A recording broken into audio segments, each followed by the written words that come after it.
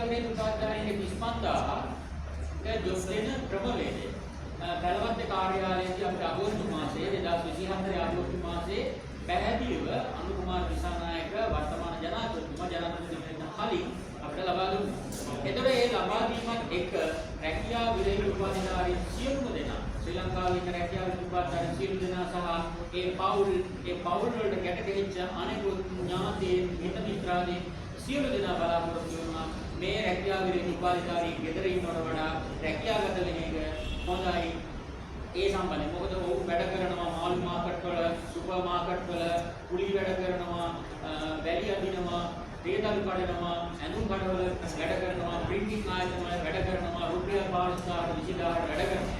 මේ රැකියාවේ උපාධිධාරීන් අවුරුදු 10ක් තිස්සේ අවුරුදු 5ක් තිස්සේ අවුරුදු 4ක් 3ක් තිස්සේ උපාධි කරගෙන රාජ්‍ය විශ්වවිද්‍යාල ඒ වගේම විවිධ ආයතන ඒ හරහා මේ අධ්‍යාපනය ගොඩනගාගෙන ඒගොල්ලෝගේ බලාපොරොත්තු වෙනුවෙන් වැඩ කරපු මිනිස්සු.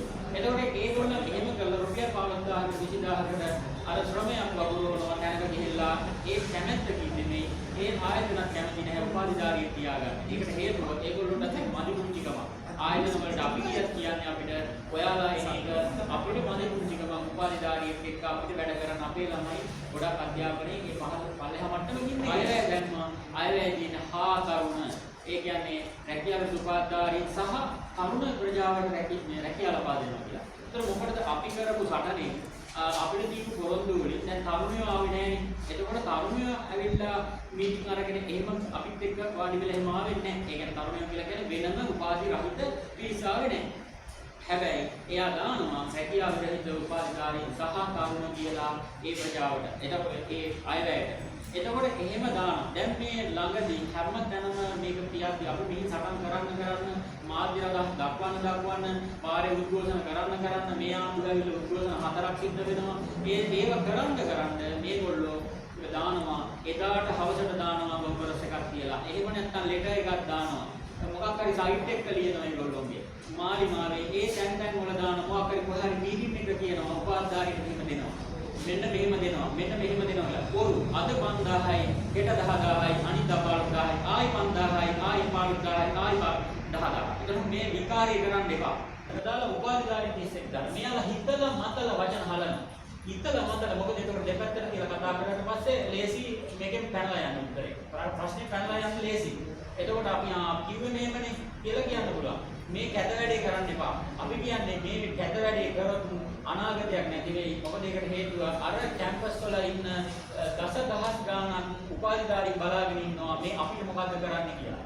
ඒ වගේම ගෙවල් මේ පාසල් වල ඉගෙන ගන්න නංගිලා මල්ලිලා ලක්ෂ ගාණක් බලාගෙන ඉන්නවා අපිට මොකද්ද මේගොල්ලෝ දෙන උත්තරේ කියලා. ඊට අමතරව ලක්ෂ 40ක් වෙච්ච පාසල් අධ්‍යාපන ඉගෙන ගන්න පුංචි දුවදරුවන්ගේ අම්මලා තාත්තලා බලාගෙන ඉන්නවා දැන් මේ උපාධිධාරීන්ට මොකද්ද දෙන මේ ආණ්ඩුව දෙන පිළිතුර කියලා. විපක්ෂවල ඉන්න සියලුම බලවේගයන්ට ආරාධනා කරනවා. රටේ ඉන්න සියලුම දෙමාපියන්ට ආරාධනා කරනවා. රටේ විශ්වවිද්‍යාලවල ඉන්න සියලුම උපාධිධාරීන්ට අපේ සහෝදර සහෝදරියන්ට නංගිලා මණ්ඩලයට ආරාධනා කරනවා. මෙන්න අපි හදලා තියෙනවා මේ සංගමය මේක ඇතුළට එන්න. ඒ වගේම අපේ සහෝදර සහෝදරියන් සියලුම දෙනාටම අපි කතා කරනවා. රැකියාව විරහිතව ඉන්න සියලුම දෙනාටම මෙන්න රැකියාව අපි අපේක්ෂාවක් පාඩපත් කරලා තියෙනවා රැකියාව ලබා ගැනීම. ඒ රැකියාව අපේක්ෂිත උපාධිධාරීන් සියලුම දෙනා එක තැනකට අපි එකතු වෙමු. මේ සටන දිනාගමු කියන එක අපි අද මේ අවස්ථාවේදී ප්‍රකාශ කරනවා.